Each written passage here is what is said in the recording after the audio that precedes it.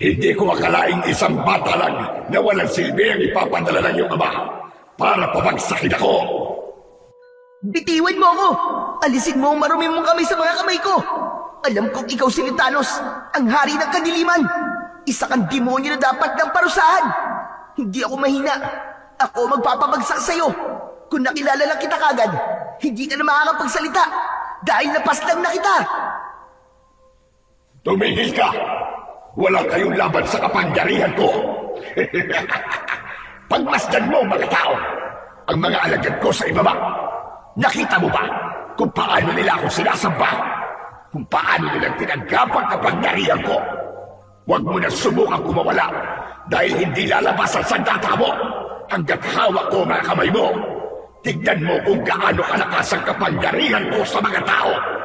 Ganyan ang gagawin ko sa mga taong sumasamba sa salapi, kapangyarihan at pagiging sabik sa laman ng tao.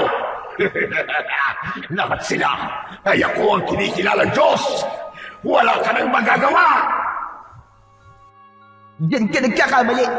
May magagawa ko para pigilan ka. Hindi mo sila magiging alagad dahil hindi ikaw ang Diyos. Para sa amin, nag-iisa lang ang aming Panginoon. Kaya tumigil ka na at maglaban tayo ng patas dahil ibabalik kita sa ilalim ng lupa. Ramdamin mo ang lakas ng kapangyarihan ng aking sandata!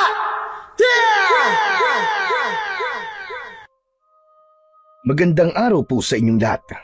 Narito na naman po tayo sa paglalahad ng isang natatanging kwento tungkol sa isang batang anak ng Arkanghel na binigyan ng espada ng liwanag. Si Ariel ay isang batang nawala ang bahagi ng isang alaala para sa 3 misyon niya sa lupa. Dito niya makikilala ang mag-asawang tutulong sa kanya laban sa kasamaan. Paano niyang mapapabagsak ang hari ng kadiliman? Magtatagumpay kaya siya sa kanyang misyon? Sama-sama po nating pakinggan ang buhay at pakikipagsapalaran ni Ariel laban sa kasamaan. Ngunit bago po ang lahat mga idol, huwag po nating kalimutan mag-subscribe at i-hit ang notification bell sa aking YouTube channel na The Voice Addict at Apong Isaak para sa mas marami pang makapigil hiningang kwentong aswang at katatakutan mula sa mundo ng kababalaghan. Umpisahan na po natin ang kwento. Tama kayang ginawa natin, Sarah. Dinala natin ang batang yan sa bahay natin. Bakit hindi magiging tama? Tumulong lang naman tayo. Isa pa, hindi mo ba nakikita? Parang anghel ang mukha ng batang yan. Hindi nakakasawang titigan. Kahit siya ay natutulog. Sarah, hindi ka pa rin ba nadadala sa mga natutulungan natin? Ilang beses na tayo napahamak at nanganib ang buhay Dahil siya nagkamali tayo ng tinulungan. Nung minsan mailigtas natin ang buhay ng mamamatay tao at wanted sa pulisya. Aba, ano nangyari? Imbis na pasasalamat at sabihin niya sa atin, nakuha pa niya akong saksakin. Pero ibang tao ito, Beloy. Bata pa. Hindi sila magkapareho ng lalaking yon. Hindi tayo magsasawa magligtas ng buhay ng mga tao, lalo na kung kaya naman nating tumulong. Hintayin natin siyang magising para malaman natin kung paano siyang napunta sa basurahan na yon. Wala naman siyang galos o sugat sa katawan. Kaya nakapagtataka kung bakit siya napunta roon. Basta, hindi pa rin ako mapalagay sa pagtulong natin sa batang yan. Paano kung biktima pala siya ng mga kidnapper at mayaman ang kanyang pamilya? Aba, baka tayo pang ipahuli ng batang yan sa mga pulis. Anong gusto mo, Beloy? Ibalik siya sa mabahong tambak ng basura na yon, ganun ba? Habang nilalangaw ang katawan at nakabilad sa init ng araw. Ganun ba talaga tayo kasama? Aba, Beloy, dati na natin tong ginagawa.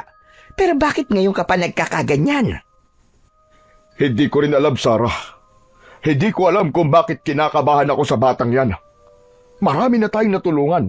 Pero iba Iba talaga nararamdaman ko sa kanya. Parang nahihirapan akong huminga kapag nakikita ko kanyang muka. Baka naman naaalala mo lang sa kanyang namatay nating anak na si Nilo. Kaya ka nagkakaganyan. Hindi, Sarah. Basta ang hirap ipaliwanag eh.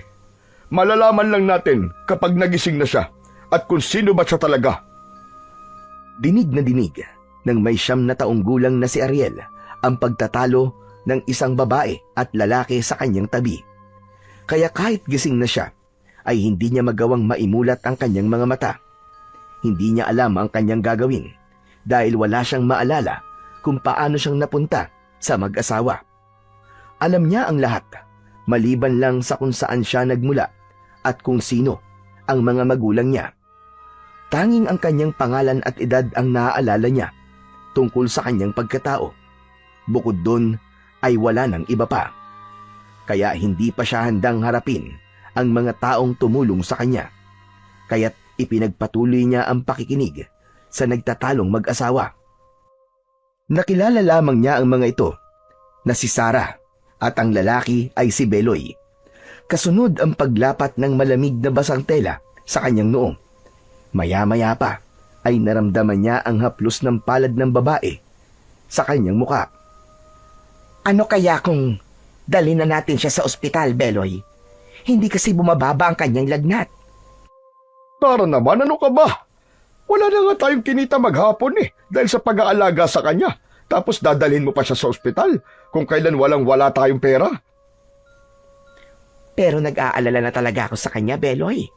2 araw na siyang hindi nagigising. Baka dito pa siya mamatay. Saglit na pumagitna ang katahimikan sa mag-asawa dahil sa huling sinabi ni Aling Sara. Habang si Mang Beloy naman ay naririnig niyang panay ang buntong hininga sa isang tabi. Dito na siya nagpasyang magmulat ng mga mata upang mabawasan ang pag-aalala ni Aling Sara. Sa una ay nagulat ito, pero sa huli ay napalitan yun ng malapad na ngiti sa labi.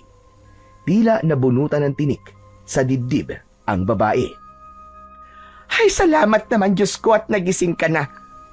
Gusto mo ba sumandal sa dingding, iho? Tumango si Ariel bilang pagtugon sa alok nito, habang pasimple naman siyang sumusulyap sa nakatayong lalaki sa tabi ni Aling Sara. Bakas din sa mukha ni Aling Sara ang tuwa, habang si Mang Beloy naman ay mariing nakatitig sa kanyang muka. Tila binabasa nito ang mga iniisip niya. Bumangon siya at sumandal sa dingding. Kaya naman, nagsimula ng magtanong si Aling Sara sa kanya. Iho, tagasang ka ba? Paano ka napunta sa basurahan? Pasensya na po.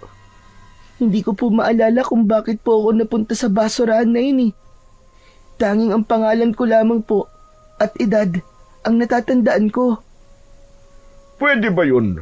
Ang alam ko sa mga nawawalan ng alaala lahat ng tungkol sa kanilang pagkatao, nakakalimutan nila. Baka naman may tinatakasan ka lang at nagkukunwari ka para makahanap ka ng mabibiktima. Beloy naman, ano bang klaseng tanong yan? Pambihira ka. Saka may ganun talagang sakit. Yung sinasabing temporary amnesia. Minsan nga iisang tao lamang ang naaalala ng nakakaranas nito dahil sa trauma sa nangyari sa kanya. Mukha naman nagsasabi ng totoo ang bata eh. Teka, ano nga bang pangalan mo, iho? Ako po si Ariel. Ariel po ang pangalan ko. At 9 na taong gulang na po ako. Marami nga po palang salamat sa pagtulong niyo po sa akin. Tatanawin ko po itong malaking utang na loob sa inyo. Ay, walang anuman yon. Ang mahalaga ay ligtas ka na. Madalas naman kaming tumutulong sa iba eh. Kung gusto mo, dito ka na muna tumira sa amin hanggat hindi mo pa naaalala ang pinagmulan mo. Ano ka ba, Sarah? Tumigil ka nga. Ayak ka na naman sa paganyan-ganyan mo eh. Kaya tayo napapahamak. Dalhin na lamang natin siya sa mga pulis at sila na ang bahalang humanap sa pamilya niya. Beloy, ano na bang nangyayari sa'yo? Kanina ka pa nagkakaganyan na. Hindi ka naman dating ganyan. Ikaw pa nga nagagalit sa akin kapag hindi ako tumutulong sa iba. Huwag na po kayong magtalo. Pwede naman po niyo akong dalhin sa presinto o sa mga pulis po para hanapin po yung pamilya ko. Pasensya na po sa malaking abala ko po sa inyong mag-asawa. Nako, pasensya ka na rin sa mga nasabi ng asawa ko ha. Nag-aalala lang naman siya dahil ilang beses na kaming tumulong sa iba pero sa huli ay muntik na kaming mapahamak. Ang totoo kagagaling lang ni Beloy sa ospital dahil sinaksak siya ng lalaking tinulungan namin noong nakaraang araw. Hindi namin alam na number 1 wanted pala sa mga pulis yung lalaking yon. Pero sa kaso mo, alam ko naman na mabuti kang bata. Kaya't dumito ka na lang muna hanggat hindi mo pa naaalala ang nakaraan mo. Huwag kang basta maniniwala sa panlabas nilang anyo, Sarah. Marami na ang kawatan ngayon at karamihan sa kanila ginagamit na pati mga bata para makalamang sa kapwa nila. Hindi natin lubusang kilala ang batang yan. Kaya isauli mo na siya, Sarah. Baka hinahanap na rin niya ng kanyang totoong pamilya. Wala nga siyang maalala, Beloy. Bakit ba ang init-init ng ulo mo sa kanya? Hindi natin siya maaaring husgahan. Alam ko, nararamdaman ko na totoo ang sinasabi ng batang ito. Lumabas ka na nga muna rito at maganda ng pagkain para sa mga batang kalye. Mamaya pupunta na sila rito. Kailangan may maibigay tayo sa kanila. Batang kalye? Kung ganun po tumutulong po kayo sa mga bata? Kahit magbabasura lang po kayo? Kulang pa po ang kinikita nyo sa pang-araw-araw nyong pangangailangan. Pero nagagawa pa rin po nyong tumulong sa iba. Alam mo, Ariel, iba ang saya kapag nakakatulong ka sa iyong kapwa. Hindi naman hadlang ang liit ng kita sa araw-araw. Ang mahalaga ay may natutulungan kang tao. Hindi naman nakakapagod na maging mabuting tao sa kapwa. Ang nakakapagod ay yung umiwas na tumulong sa iba. Saka, may natitira naman sa aming mag-asawa. Sapat na yon sa pangangailangan namin sa pang-araw-araw. Saka lang napansin ni Ariel na lumabas ng silid si Mang Beloy habang kumakamot ito sa kanyang batok. Halata sa mukha nito ang pagkadismaya sa pagpapalabas ng asawa nito sa kwarto. Naiwan silang dalawa ni Aling Sara sa loob ng silid habang nag-uusap tungkol sa nagawang kabutihan ng mag-asawa sa iba. At dahil malapit ng dumilim ang paligid, iniwan siya ni Aling Sara at hinayaan siyang magpahinga ulit sa katre na gawa sa tabla ng kahoy. Nalaman niyang may mga dumating na bisita sa labas. Hindi sinasadyang narinig niya na pinapaalis na ang mag-asawa ng may-ari ng lupang kinatitirikan ng bahay ng mga ito. Sa kabila ng pakiusap ng mag-asawa sa matandang lalaki, ay sinigawan pa ang mga ito at nagwala. Hindi pa nasiyahan ang matanda. Itinapon pa nito sa lupa ang kalderong may laman na lugaw na ipapakain sana sa mga batang kalye. Itinulak ng dalawang lalaking kasama nito si Aling Sara. Kaya naman, napabalikwas na siya ng tayo. Binuksan niya ang pinto at napalapit sa mga ito. Tinitigan niya ang mata ng matandang lalaki at walang ano-ano ay bigla itong umalis ng walang imik. Tila wala sa sariling naglakad ang mga ito papalayo sa kanila. Nagtataka naman na lumapit sa kanya si Aling Sara habang pinipispisan ang narumiyang damit. Habang si Mang Beloy naman ay nakakunot ang noo na bakas sa muka ang pagtatakang nakatingin din sa kanya. Nakita mo ba yon, Sarah? Anong nangyari kay Don Manolo? At nang makita niya si Ariel, ay parang nawala to sa sarili. Hindi ko nga rin alam Bakit bigla siyang natulala? Baka naman nagulat siya kay Ariel. Hindi po siya nagulat, Aling Sara. Alam lang po niya sa kanyang sarili na mali po ang kanyang ginawa. Kaya't napahiya po siya sa akin nang makita ko po siya na ginagawa niya po yon. Imposible yun Wala sa bokabulyaryo ng matandang yun na maging mabait. Napakagahaman nun sa lupain. Kaya hindi ako makapaniwalang hinayaan lang niya tayo. Ewan ko. Pero ang alam ko, babalik siya at muli niya tayong guguluhin. Kaya lang, sayang yung natapong lugaw, ano? Ano nang gagawin natin ngayon? Anong ipapakain natin sa mga bata? Ay nako, hayaan mo na. Wala naman tayong magagawa. May intindihan naman siguro ng mga bata ang nangyari. Pasensya ka na, Ariela. sa mga nasabi ko sa iyo kanina. Wala po yon, Mang Beloy. Alam ko naman po na mabuti po kayong tao at nag-iingat lang po kayo. Hindi kagad nakapagsalita si Mang Beloy habang nagtatakang nakatingin kay Ariel. Maging si Ariel ay hindi makapaniwala kung paano niya nasabi yon at kung paanong natakot sa kanya ang lalaki kanina. Tinulungan niya si Aling Sara na damputin ang mga nagkalat na kaldero sa lupa. Saka lang niya napansin na napapalibutan sila ng tambak ng mga basura at meron pang bagong dating na truck na may laman ng basura. Itinatapon yun doon, kaya hindi niya lubos maisip kung paanong nakakatagal ang mga tao na tumira sa ganong klaseng lugar. Lalong nagtataka siya na kung bakit pinag-iinteresan pa ng matanda ang bahay at lupa ng mag-asawa. Gayong ginagawa naman yun na tapunan ng basura. Kaya isa yon sa mga nakikita niyang dahilan kung bakit marami ang gumagawa ng kasalanan. Maya-maya pa ay umalis sandali si Mang Beloy, habang si Aling Sara naman ay pumunta sa kapitbahay para pag-usapan ang mga nangyari kanina. Nang mag-isa na lamang siya, ay naramdaman niya na merong malakas na puwersang humihila sa kanya papunta sa silid. Kasunod ang tila pagliwanag ng buong kwarto. Nagsipagtayuan ang mga balahibo niya sa katawan nang may marinig siyang malagom at malamig na boses mula sa liwanag sa loob ng silid. Dahan-dahan siyang humakbang papalapit at pumasok sa loob. Isinara niya ang pintuan habang nakatingin sa nakakasilaw na liwanag na nakatayo sa kanyang harapan. Halika anak, lumapit ka sa akin. Nagsasalitang liwanag? Sino ka? Ako ang iyong ama, anak.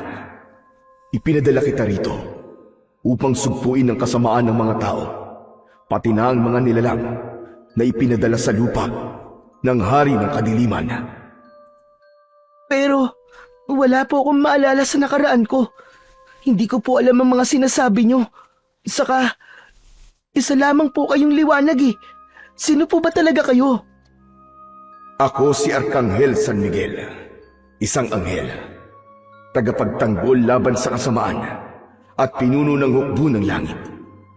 Ang aking pangalan ay nangangahulugang sino ang katulad ng Diyos, na nagpapakita ng aking katapatan sa Panginoon. Ipinadala kita sa lupa para sa 3 misyon na kailangan mong tuparin. Misyon? Ano pong misyon? Misyong labanan ng kasamaan, pati na ang hari ng dilim, na patuloy na tumutukso sa mga tao para gumawa ng kasalanan. Nagpaparami siya ng kanyang alagad laban sa mabubuting mga tao. Ang unang misyon mo ay bantayan ang mag-asawang nakapulot sa iyo sa basurahan. Pangalawa, puksain mo ang mga masasamang impakto na alagad ng hari ng dilim. At ang pangatlo ay pabagsakin ang hari ng kadiliman na si Lutanos. Palaganapin mo ang kabutihan laban sa kasamaan. Pero, bakit po ako? Bakit ako po ang kailangan gumawa ng misyon na yun? Dahil isa kang anghel, anak, na walang pakpak. Kapag natupad mo ang iyong misyon, ay magkakaroon ka ng pakpak na tutulong sa iyo para makaakyat ka sa kabanal-banalang langit. Subalit, kailangan mo munang dumaan sa maraming pagsubok, anak. Alamin mo ang buhay ng mga tao at wag na wag kang mananakit ng mabubuting tao. Dahil kung hindi ka na makakabalik pa kailanman sa langit. Ako ang magsisilbi mong gabay at tutulong sa iyo habang nasa lupa ka. Tanggapin mo ang espada ng liwanag. Pagkasabi nun ni Arkanghel San Miguel, ay merong nakitang liwanag si Ariel na lumapat sa kanyang katre. Kasabay ng pagkawala ng liwanag, ang paglitaw ng isang espada. Kakaiba ang talim nito at kumikislap pa sa kanyang harapan. Yan ang magsisilbi mong sandata laban sa mga halimaw at masasamang nilalang na susubok sa iyong katatagan. Sa oras na mahawakan mo ang sandatang yan, ay biglang maglalaho yan sa mga kamay mo. Ngunit kapag mahaharap ka sa panganib, ibuka mo lang ang palad mo at kusang lilitaw yan sa iyong mga kamay.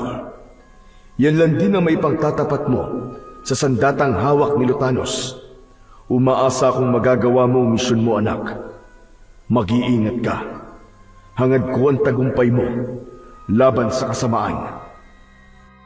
Kanina pang nawala ang liwanag sa kanyang harapan, ngunit tulala pa rin siyang nakatingin sa espada na nasa ibabaw ng kanyang katre. Hinawakan niya ito at iniangat sa ere. Nagulat siya nang biglayo nagkaroon ng nakakasilaw na liwanag at mas lalong humaba ang talim. Maya-maya pa ay unti-unting naglaho yon sa kanyang mga kamay. Palatandaan yon na walang masamang nilalang sa kanyang paligid. Umasa po kayo. Nagagawin ko po ng maayos ang misyon ko laban sa hari ng kadiliman. Nawala ang ngiti sa mga labi ni Ariel nang marinig niya ang boses ni Aling Sara sa labas ng kanyang silid. Magkakasunod din ang katok nito sa dingding ng pinto niya. Ariel, iho! Ariel! Buksan mo nga ang pinto! Sino ba ang kausap mo dyan? Inayos na muna ni Ariel ang kanyang sarili bago niya nilapitan ang pintuan. Hinawakan niya ang seradura nito, saka hinila ang pinto para buksan. Tumambad sa kanyang paningin ang nakatayong si Aling Sara.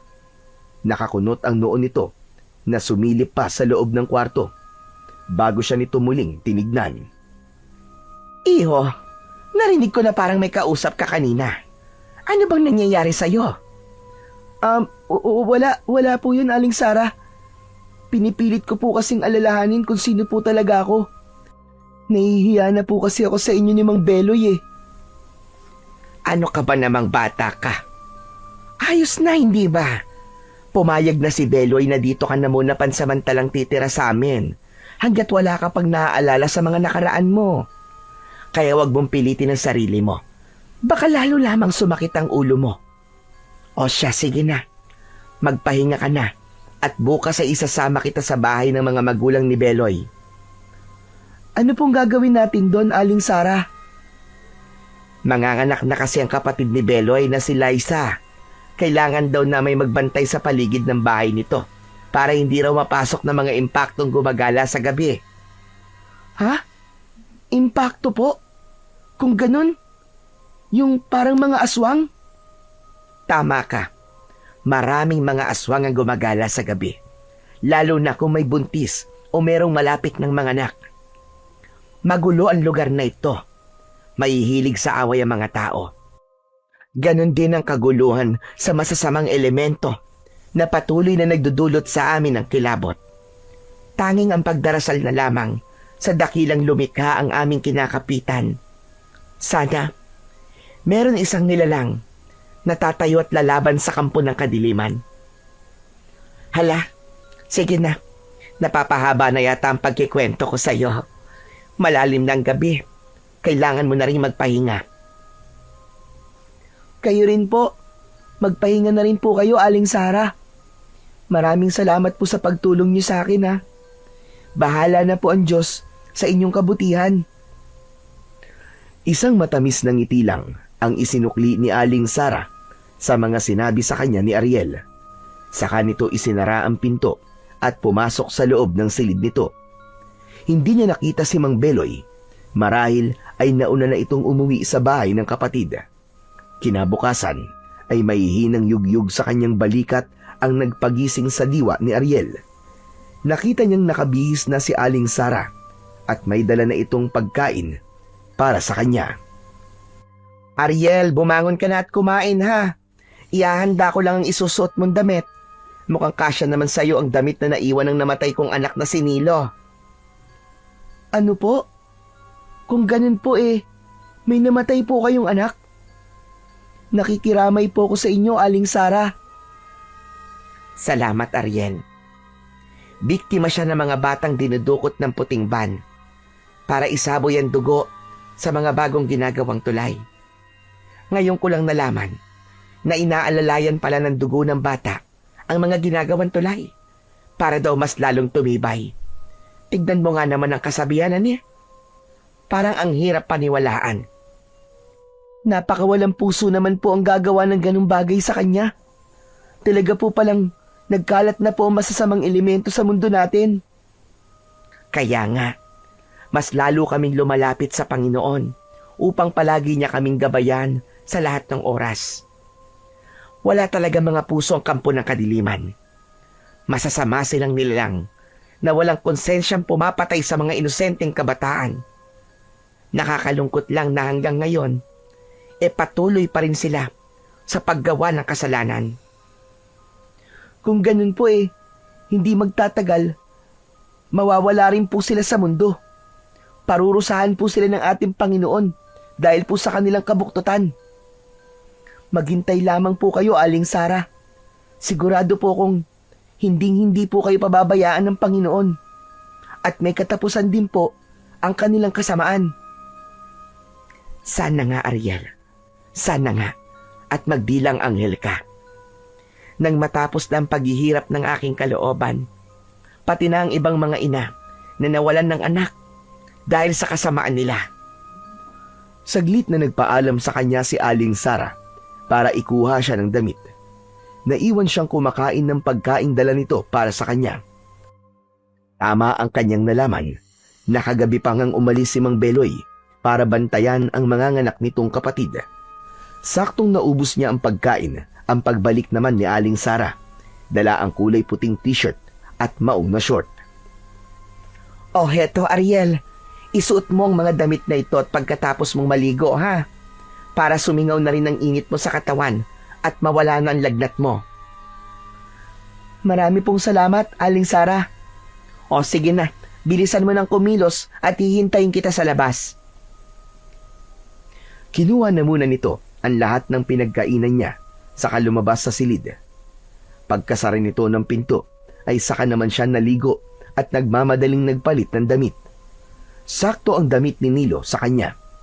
Kaya nang matapos na siya sa kanyang pagbibihis at mahihandaan sarili, ay lumabas na siya ng kanyang silid. Diretso hanggang sa labas ng bahay. Bahagyang napaunat sa pagkakatayo si Aling Sara nang makita nitong sakto ang damit ng kanyang anak sa kanya. Sa likod nito, ang naghihintay na tricycle. Isang matandang lalaki ang driver nun na nakatingin naman sa unahan ng daan. Agad silang sumakay ng tricycle habang nakatingin lang sa kanya si Aling Sara. Napansin niya ang nangingilid na luha sa mga mata nito. Pasensya na po. Hindi ko na lang po sana ito isinuot kung malulungkot lamang po kayo ng ganyan. Hindi. Ayos lang ako, Ariel. Bigla ko lang kasing naalala ang aking anak sa'yo. Yan din kasi ang huling suot na damit ni Nilo bago siya nawala. Yan din ang damit na madalas yakap ni Beloy, lalo na kung matutulog siya. Sige na, hindi na ako malulungkot. Malayo pa ang biyahe natin at baka mamayang gabi pa tayo makarating. Masyadong liblib ang lugar nila at kaunti lang ang bahay. Kaya siguro pinapamahayan ng mga impaktong halimaw. Ano po bang mga itsura nila? Minsan na kaming nakakita ng impakto. At hindi ko halos mailarawan kung gaanong nakakatakot ang kanilang mga itsura. May pakpak sila, nakatulad sa mga ibon. Ang kanilang mga mata naman ay parang mata ng ahas. Kulay dilaw yon na may guhit na itim sa gitna ng kanilang mga mata. Basta, nakakatakot. Hindi mo gugustuhin makita sila. Pagkatapos maipaliwanag ni Aling Sara ang itsura ng impakto, ay pumagitan ang katahimikan sa kanilang dalawa. Seryoso rin ang driver na nakatingin sa unahan ng daan. Ilang oras ang lumipas ay madilim na ang paligid. Nakadalawang salin din ng gasolina ang lalaki sa sasakyan nito. Maya-maya pa ay biglang tumirik ang kanilang sasakyan sa gilid ng kalsada. Kaya naman, labis ang pagtataka ng driver dahil inayos daw nito ang sasakyan bago ito bumiyahe. Ilang beses nitong binuhay ang makina, subalit hindi na yun tumunog. Kaya naman, bumaba sila ng tricycle at nagpalinga-linga sa paligid. Diyos ko, ngayon pa talaga nasira ang tricycle. Kung kailang malapit na tayo sa bahay. Ayos lang po yon. Ang mahalaga po, hindi po tayo nadisgrasya. Saglit silang naghintay sa driver habang inaayos nito ang makina sa ilalim. Saktong pagtayo nito ay nagulat sila sa biglang pag-angat nito sa lupa. Dinagit na ito ng isang malaking aso na may pakpak. Narinig na lamang ni Ariel ang malakas na sigaw ng lalaki habang humihingi ng tulong. Diyos ko! Ang lalaki! Tinangay ng impakto! Hindi nagawang makapagsalita ni Ariel dahil natulala siya sa nangyari. Nabigla siya at hindi niya kagad inaasahang sasalakayin ito ng aswang. Wala nang ibang paraan. Makikita kagad ni Aling Sara ang kanyang sandata.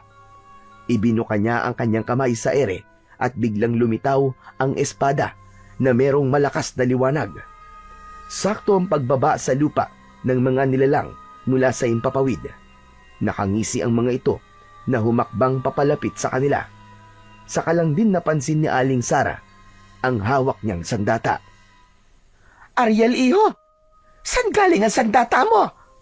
Aling Sara, saka na lang po ako magpapaliwanag sa inyo. May mga halimaw po sa ating harapan. Kailangan ko po silang labanan. Nanlaki ang mga mata ni Aling Sara nang makita ang mga impaktong nakatayo. Napakapit ito sa braso ni Ariel, kaya naramdaman niya ang panginginig sa mga kamay nito. Diyos ko! Ang mga impakto! Bakit sila nandito? Kayo po ang sadya nila. Hindi ko po alam kung bakit gusto ka nilang patayin. Pero lalabanan ko po sila. Hindi po sila magtatagumpay. Kasunod ang pagsugod ng malaking nilalang papalapit kay Ariel. Ang pagwasiwas naman niya ng espada sa hangin. Napaatras sa mga ito nang makita ang lumalakas na liwanag sa talim ng kanyang sandata.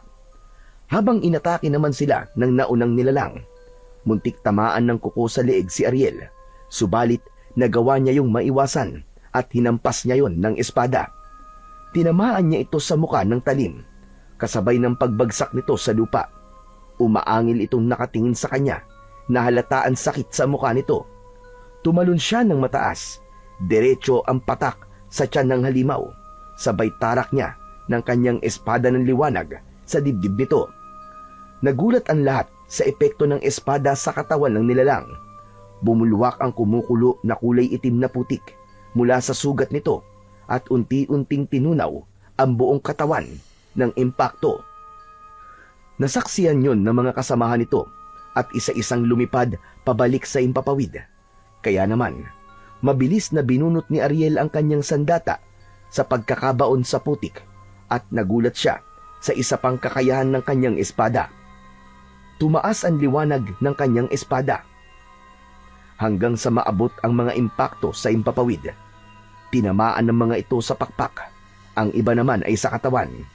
Isa-isa itong bumagsak sa lupa habang namimilipit sa sakit. Nilapitan niya ang mga ito at pinagsasasaksak niya sa leeg, katulad sa naunang nangyari sa aswang. Kumulo ang umuusok na kulay itim na putik mula sa sugat na nilikha ng kanyang sandata hanggang sa tinunaw nito ang katawan ng mga impakto. Bumalik ang mga ito sa pagiging abo. Nang maubos niya ang mga kalaban, ay saka naman siya tumayo at lumingon sa kinatatayuan ni Aling Sara. Nakaawang ang bibig nito habang nakatingin sa kanya. Bigla itong natulala at hindi makapaniwala sa kanyang mga nakita. Kaya naman, nilapitan niya ito at hinawakan ng kamay. Biglang nahilan nito ang kamay at umatras papalayo sa kanya. Bakas ang takot sa mga mata ng babae. Sino ka? Sino ka ban talaga? At paano mo silang natalo? Bago sumagot si Ariel, ay naglaho rin ng espada sa kanyang mga kamay. Indikasyon yun na wala ng banta ng panganib sa kanilang paligid. Hindi niya alam kung paano niyang ipapaliwanag kay Aling Sara kung sino nga ba siyang talaga. Akma na magtatapat na sana si Ariel sa babae nang makita niya ang lumitaw na liwanag sa likuran ni Aling Sara. Wala kang sasabihin sa kanya tungkol sa misyon at kung sino ka ban talaga. Alam niyan tungkol sa mga agimat. Yun na lang muna ang gamitin mong dahilan para maipaliwanag mo kung sino ka. Mag-iingat ka, anak. Marami pa ang mga nagkalat na masasamang nilalang na susubok para makuha ang mag-asawang yan. Magtatanong pa sana si Ariel sa liwanag nang bigla na itong naglaho sa kanyang harapan. Hindi niya alam kung bakit kailangan niyang proteksyonan ang mag-asawa laban sa masasamang elemento. Tinatanong kita, Ariel. Anong nangyayari? Paano ka nagkaroon ng sandatang naglalaho? At ang mga halimaw sa itaas ng himpapawid, nagawa mo silang pabagsakin gamit lamang ang liwanag ng espada mo. Aling Sara, hindi ko rin po alam kung paano po nangyari yun eh. Maging ang paglitaw po ng espada sa mga kamay ko. Ang natatandaan ko lang po ay meron po akong agimat na papatay sa mga masasamang nilalang na kagaya ng impakto. Bukod po ron, wala na po akong maalala. Diyos ko, hanggang ngayon nanginginig pa rin ang mga kamay ko. Tignan mo. Hindi ako makapaniwala sa mga nagawa mo, iho. Nakikiusap po ako sa inyo, Aling Sara. Sana po ay wala pong ibang tao ang makakaalam tungkol sa kakayahan ko. Siyempre hindi. Mas iingatan pa nga kita ngayon dahil sa kakayahan mo. Kung totoong may agimat ka, nangangahulog ang mabuti kang tao at ikaw ang ipinadalang sugo para puksain ang mga nilalang ng kadiliman. Kaya lang, natatakot ako para sa iyo, iho. Dahil ang mga napatay mo ay mga alagad lang. Siguradong may namumuno sa kanila. Hindi niyo po kailangan matakot sa kanila, Aling Sara. Kung nasa panig po kayo ng kabutihan at matibay po ang inyong paniniwala sa Diyos. Aling Sara, ano na po ang gagawin natin? Nawala na po ang driver ng tricycle eh. No pa nga ba? Kailangan na nating maglakad. Malapit na lamang ang bahay ng nanay at tatay sa lugar na ito. Tara na, at baka marami pang dumating na impakto dito. Diyos ko, nininervyos na talaga ako. Nagsimula na silang maglakad sa madilim na bahagi ng kalsada. Mabuti na lamang at kahit paano ay maliwanag ang sikat ng buwan. Biglang naalala ni Aling Sara ang tungkol sa nakita nitong epekto ng espada sa katawan ng mga nilalang. Diyos ko, iho. Hindi talaga ako makapaniwalang nagiging mga putik ang nilalang na tinatamaan ng iyong espada hanggang sa maging abo na lamang sila. Isang pambihirang sandata ang nasa kamay mo, Ariel. Ako rin po, Aling Sara. Nabigla din po ako sa nakita ko eh. Lalo na po nang lumabas po ang kumukulong putik sa mata at bibig at mga ilong ng impakto. Talagang hindi po nila kinaya ang sakit mula po sa talim ng aking espada. Kung ganon, ay malaki ang maitutulong mo sa pagbabantay sa hipag ko. Hindi na sumagot si Ariel sa sinabi ni Aling Sara. Nag-aalala siyang mas dumami pa ang makakakita sa kanyang kakayahan at masira ng tuluyan ang kanyang misyon. Kahit na anong mangyari, kailangan niyang tuparin ng misyon upang maging isa na siyang ganap na anghel. Pero parang pinanghihinaan siya ng loob, lalo pa at hindi mawala sa kanyang isip ang nakakatakot na itsura ng mga nilalang. Hindi pa niya nakakaharap ang hari ng kadiliman na si Lutanos. Paano pa kung ito na ang kalaban niya? 50 minuto nilang nilakad ang kalsada papunta sa bahay ng mga biyanan ni Aling Sara. Pagdating nila roon, ay nakita nilang naglilibot si Mang Beloy sa paligid ng bahay na gawa sa kahoy at dahon ng anaw ang bubong. May dala itong bao na merong lumalabas na usok. Amoy insenso't kamangyan ang singaw nito. Saglit na tumigil ang lalaki sa ginagawa at nagtatakang napatingin sa kanila. Mabilis itong lumapit kina Ariel at Aling Sara. Aba, nasa sasakyan nyo? Saka bakit ganyan ang mga itsura nyo? Pawisan at namumutla. Nako, samahan mo muna kami ni Ariel sa loob ng bahay at kailangan naming uminom ng tubig. Ano ba kasi nangyari sa inyo at pagod na pagod kayo? Saglit lang. Ilalapag ko lang itong bao para masamaan ko kayo sa loob. Sabay na silang pumasok sa loob ng bahay. Pagdating nila sa loob, ay napansin kagad ni Ariel Marami ang tao sa sala. Nagdadasal ang mga ito, habang ang iba naman ay may hawak na palaspas. Umuusok din yon, at ang usok nito ay ikinakalat sa pinto ng silid, kung saan ay naririnig naman niya ang maihinang pag-iray ng babaeng manganganak. Biglang lumamig ang hangin na humahampas sa kanyang braso, na parang nagbabantang lumabas ang kanyang espada. Napatingin siya kay Aling Sara. Bumakas ang pag-aalala sa mukha nito nang makita ang pag-aalala sa kanyang mga mata. Agad itong lumapit sa kanya. Bakit, Ariel? Anong problema? Pasensya na po, Aling Sara. Pero may nararamdaman po ako mabigat na enerhiya sa loob po ng silid na to. Wala po sa labas, kundi nasa mismong silid ng babaeng manganganak ang masamang elemento. Anong sinabi mo? Sinilyapan ni Aling Sara ang nakasaradong pintuan at hinawakan ng kamay ni Ariel. Hinila siya nito papasok sa loob ng silid. Kahit pinipigilan sila ng dalawang babaeng nakatayo sa labas ng pinto. Maya-maya pa ay lumabas na rin si Mang Beloy. May dala itong tubig sa baso, kaya ang tangkasanan nilang pagpasok sa loob ng silid ay pansamantalang nahinto. O ito na, uminom na muna kayo ng tubig. Hanggang ngayon ba? Ay hindi pa nanganganak si Liza. Yun nga, hindi pa eh. Kanina pang madaling araw na sumasakit ang kanyang tiyan. Panay ang kanyang ire dahil humihilab ang kanyang tiyan. Naghihintay kami ng tricycle para sana madala na siya sa ospital. Kaya lang sabi ng kumadrona ay lalabas na raw ang bata eh. Deka, oo nga pala no, nasan yung sasakyan nyo? Naglakad kami mula sa crossing. Nasiraan kami ng sasakyan. Pwede ba kaming pumasok sa loob ng kwarto ni Liza? Aba oo naman. Nandun nga si nanay at tatay eh. Hindi na natapos ni Mang Beloy ang sasabihin nito nang biglang magsisisigaw si Liza habang sinasabing halimaw ang bata.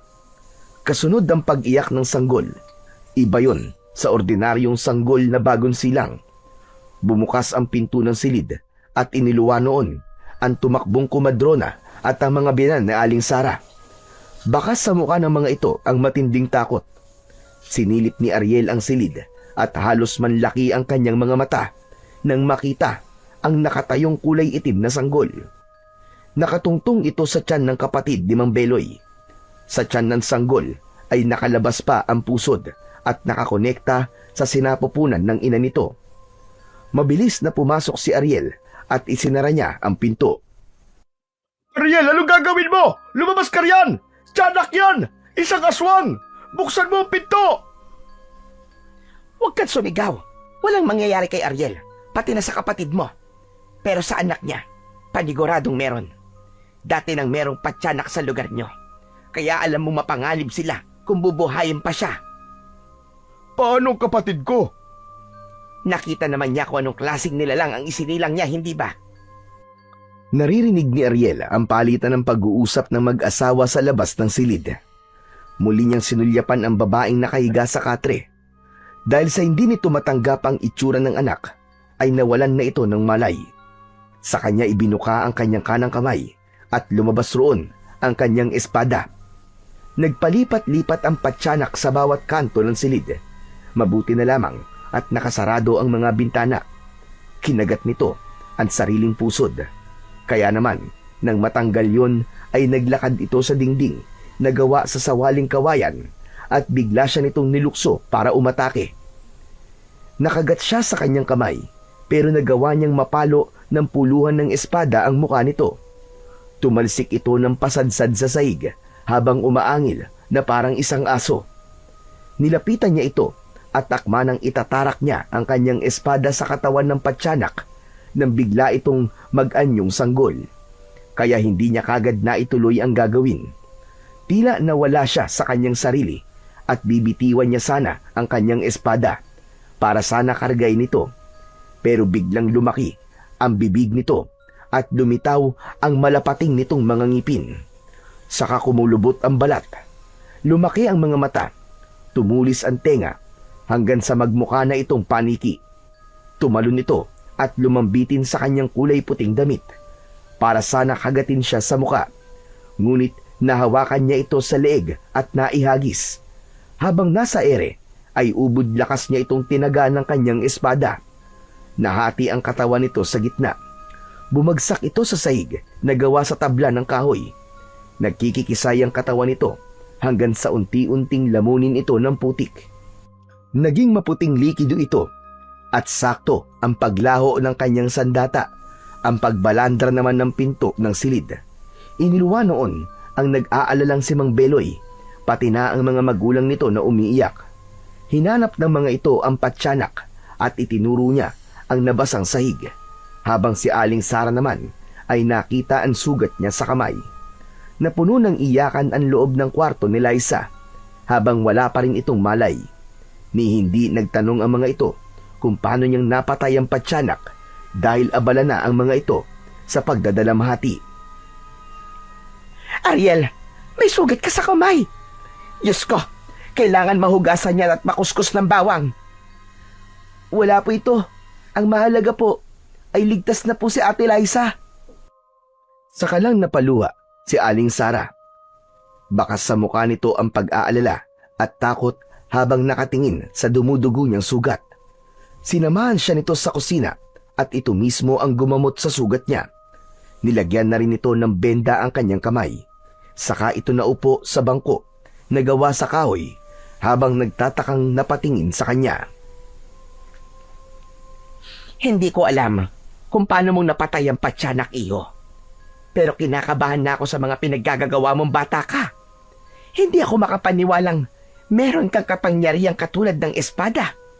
Hindi magtatagal. Marami ang makakaalam sa kakayahan mo. Malalagay ka sa panganib.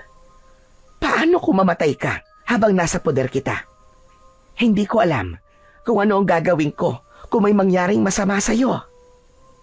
Kahit nasaan naman po tayo, Aling Sara, kung oras na po natin ay wala po tayong magagawa. Kaya habang buhay pa po tayo, ay gumawa po tayo ng kabutihan sa kapwa natin.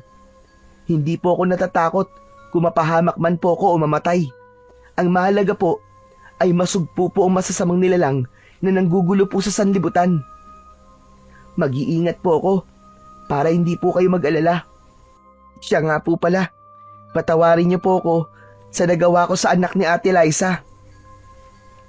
Biglang dumating si Mang Beloy at mahigpit na hinawakan nito ang kanyang braso at galit na tumingin sa kanya. Ariel, anong ginawa mo? Ano nangyari sa inyo ng patyanak na yun habang nasa loob kayo ng kwarto ng kapatid ko? Wala po akong ginawa, Mang Beloy. Beloy, bitiwan mo ang braso ni Ariel. Hindi ka na naawa sa bata. Hindi mo ba nakitang may sugat siya sa kamay? Inatake rin siya ng anak ni Liza. Tigilan mo na nga siya. Saka lang naramdaman ni Ariel ang pagluwag ng pagkapit sa kanyang braso ni Mang Beloy. Kasunod ang paghila sa kanya ni Aling Sara at itinayo siya sa likod nito. Iniharang nito ang katawan at hinarap ang asawa. Hindi ko na alam kung ano ang mga nangyayari sa paligid natin.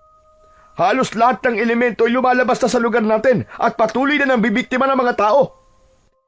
Isa pa nga sa mga inaalala ko, hindi namin alam kung paanong ipagtatapat kay Liza ang nangyari sa kanyang asawa. Aba, tila raw nawala ito sa sarili bago nagbikti kahapon. Pagkatapos kayo naman ay ang kanyang anak.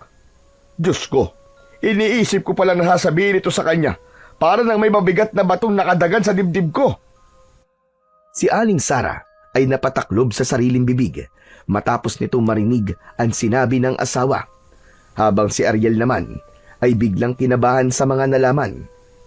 Sa isip niya ay kaya siya ipinadala ng kanyang ama sa lupa ay dahil mas lumalakas na ang puwersa ng kasamaan sa lugar ng mag-asawa.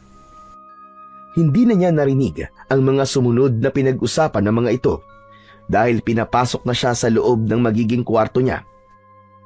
Dahil pagod at masyado ng malalim ang gabi, kagad na nakatulog si Ariel sa katre. Kinabukasan ay nagising si Ariel sa malakas na pagagulgol ng iyak ni Liza sa kabilang kwarto. Marahil ay alam na nito ang nangyari sa anak at asawa. Ilang beses niyang narinig na parang nawalan ng malay si Liza. Kaya naman, napabalikwa siya ng bangon sa higaan at lumabas ng kanyang silid. Oh, bakit bumangon ka na, Ariel? Magpahinga ka na muna. Narinig ko po kasing umiiyak si Ate Liza eh. Ah, oo. Alam na kasi niya ang nangyari sa anak at asawa niya. Sinusubukan naman siyang pakalmahin ni Beloy. Kaya sa awa naman ng Diyos, nakatulog na ulit siya. Kahit sino naman po siguro na nasa kalagayan niya, hindi rin kagad matatanggap ang nangyari sa kanya. Pwede po ba akong maglibot-libot sa lugar niyo, Aling Sara? Pero wala namang magandang tanawin dito eh. Baka mainip ka lang. Gusto ko lang po sanang mamasyal at lumanghap ng sariwang hangin. Mukhang maganda po sa lugar niyo eh. Payagan mo na siyang gumala, Sara. Nakakainip naman talaga dito eh. Basta, wag lang lalayo sa bahay, Ariel ha. Maraming masasamang elementong nakatira rito, lalo na sa kakahuyan. Nakasandal si Mang Beloy sa gilid ng pintuan habang nagsasalita. Ang mga magulang naman ito ay masama ang tingin sa kanya, kaya't nagmamadali siyang umalis sa harapan ng mga ito. Nakasabay niya sa paglabas ng bahay ang kumadrona. Nag-usap sila habang naglalakad at nalaman niyang isang dating albularyo si Mang Beloy sa lugar na yon. Si Aling Sara naman ay isang dating kumadrona. Natigil daw ito sa ginagawang panggagamot nang mamatay ang anak na si Nilo. Hindi namalayan ni Ariel na nakarating na siya sa tabing ilog. May tulay na gawa sa kawayan at doon mismo tumawid ang matanda. Nang maiwan siyang mag-isa sa lugar na yon, ay muling nagpakita sa kanya ang malakas na liwanag na tanging siya lamang ang nakakakita. Ama, nag-aalala po ako na baka hindi ko po magampanan ang aking misyon. Natatakot po ako. Hindi po ako makapaniwalang may mga ganong nilalang na naninirahan sa lugar na to. Ano pong laban ko sa hari ng kadiliman? Kung kaya po niyang gumawa ng mga halimaw at tuksoy ng mga tao para magpakamatay. Bakit ka matatakot, anak? Nasa panig ka ng kabutihan. Ikaw ang gabay ng mga taong pinanghihinaan na ng loob dahil sa pagsubok. Bakit hindi mo tignan ang sugat mo sa kamay? Pinagaling ka ng dakilang lumikha. Kaya ano ang inaalala mo? Hanggang ngayon po kasi ay hindi ko pa rin po alam kung bakit si Mang Beloy at Aling Sara po ang kailangan kong bantayan laban sa hari ng kadiliman. Hindi mo ba napapansin na magmula na mapunta ka sa kanila ay nilalapitan na sila ng masasamang elemento? Sila ang gagamiting tulay ng hari ng kadiliman para maging isang ganap na tao. Kokontrolin niya ang isip ng mga ito para mawala ang pananampalataya nila sa Diyos. Busilak ang kanilang mga puso. Kaya gawin mo ang lahat para hindi ka mabigo sa misyon mo. Ang ibig niyo po bang sabihin, kapag humina ang pananampalataya nila sa Diyos, may posibilidad po na saniban po sila ni Lutanos para utusang gumawa ng kasalanan? Tama ka, anak. Kokontrolin niya ang isip ng mga ito at tuturuang gumawa ng masama. Mahalaga ang misyong nakaatang sa iyong balikat, anak. Pinagdaanan ko na yan at talagang mahirap. Subalit kung matibay ang paniniwala mo sa Panginoon, hindi kanya pababayaan. Isa lamang yung pagsubok na dapat mong malampasan. Ama, kapag nagtagumpay po ako sa misyon, babalik na po ba sa akin ang nawala kong alaala? Oo. Basta tandaan mong lahat ng mga sinabi ko. May darating na nilalang na magpapahirap sa iyo at susubukin ang katatagan mo. Kaya kailangan mong maging matapang. Unti-unting naglaho ang liwanag sa kanyang harapan. Saka naman napako ang kanyang paningin sa benda ng kanyang kamay. Dahan-dahan niya yung binuksan at nagulat siya na wala na roon ang kanyang sugat. Kahit ang marka ng kagat ng patyanak ay wala na rin. Kaya lang, hindi na muna niya yun pwedeng alisin. Ayaw niyang maghinala ang mag-asawa sa totoong pagkatao niya. Maya-maya pa ay tumayo na siya para sana maglakad. Kaya lang, bigla siyang bumangga sa nakatayong matandang lalaki. Kaya't bumagsak siya sa lupa. Hindi niya alam kung gaano ito katagal na nakatayo sa kanyang likuran. Pero alam niyang walang ibang nakakarinig sa boses ng anghel. Nakangisi itong nakatunghay sa kanya habang inilahad nito ang kamay para alalayan siyang tumayo. Subalit naramdaman niya ang malakas na enerhiyang lumalabas sa katawan nito. Mabigat at nakakakilabot. Kaya naman, mabilis siyang tumayo at lumayo sa matanda. Sino ka? Hindi ito nagsalita at sa halip, lumingalinga ito sa paligid saka humakbang papalapit sa kanya.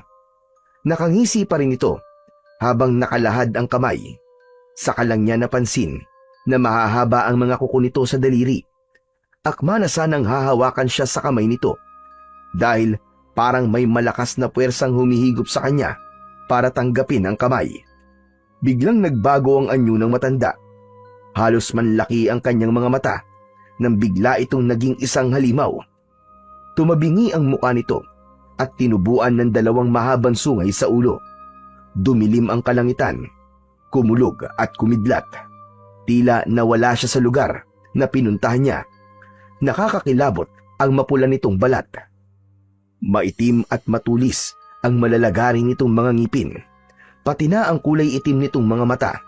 Higit sa lahat, lumitaw rin ang buntot nito, pakpak na kulay itim at ang sandatang tridente. Hindi niya na nagawang palabasin ang kanyang sandata dahil nagawa na siya nitong mahawakan sa kanyang kamay at nailipad sa impapawid.